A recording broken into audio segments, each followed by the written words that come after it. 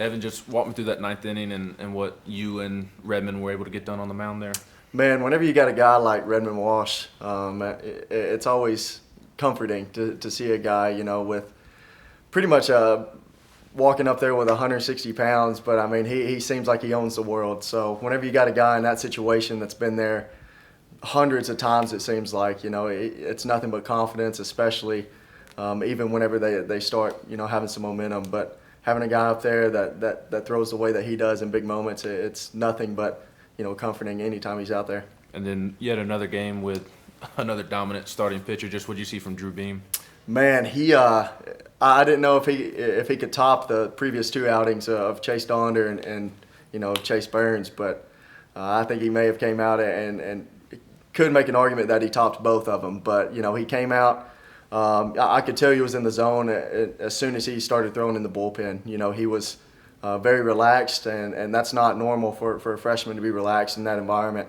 So for him to be out and to give us exactly what we needed to complete a series sweep, it just shows that he's a true competitor. I think last week you told me that it's the fastball that he's able to command so well that makes him so effective. Was that the case again today? He was going to his breaking ball a lot. He was very confident with his breaking ball. He was landing it at any count, and he kept him off balance. And I think he gave a really good offense a lot of trouble. And he was in the zone from the get-go, and he was able to land that breaking ball, and he had a lot of success to build off that with his mid-90s heater. What does it say about you all as a team that you trot out Chase Burns on Friday, Chase Dolender on Saturday, and Drew Beam on Sunday?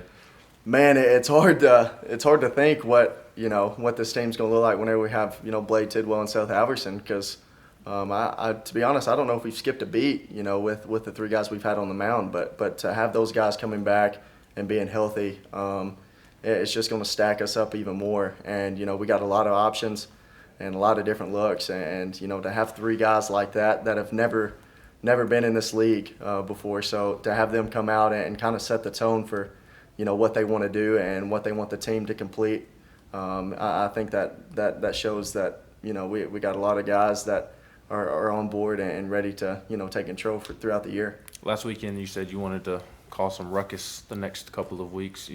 You feel like you accomplished that? Man, I think the main person that accomplishes it is Drew Gilbert. He comes in and he's got however many people are in the stands, that's how many people hates him. And it's awesome to see him because he thrives under that environment. He's begging for people to start jawing at him and to get the hype up. And he's not afraid of it. So to have a guy leading us like that, and basically playing with some attitude and wanting to start a fight while we're winning, that shows that our whole team. I can't say the same thing since last time I was here, but our whole team's ready to fight and ready to win. You all are always playing with a lot of attitude, but how much did the comments from the Ole Miss player on Friday maybe even fuel y'all for yesterday and today? Man, I think some people they start rambling whenever the emotions are high. And we came out and we kicked him, in the teeth pretty good. And I think he was expecting a different result the next day. But kudos to our guys for not getting too high in emotions and being able to come out and, play our game. As long as we play our game and don't kick the ball around like we tried to and get them back in the game, I think we have the ability to beat a lot of teams. So, I understand that they wanted to try to get high emotions and change the tide, but I don't think it worked, especially having Chase Donder come out and do what he did. And the offense, a lot of talk about the homers, especially after Friday night. You hit 5 of them, and then 2 games in a row that you don't hit a homer. Just how great is that versatility within the offense right now? I think that shows that we can win in a lot of ways, and that's very important. There was a lot of talk of us not being able to play the small game last year and be able to 2-strike hits and stuff like that. But I was very impressed with what the guys were doing today. They weren't giving us a lot to hit in advantage count. So, we quickly realized that, and we started just taking what they were giving us.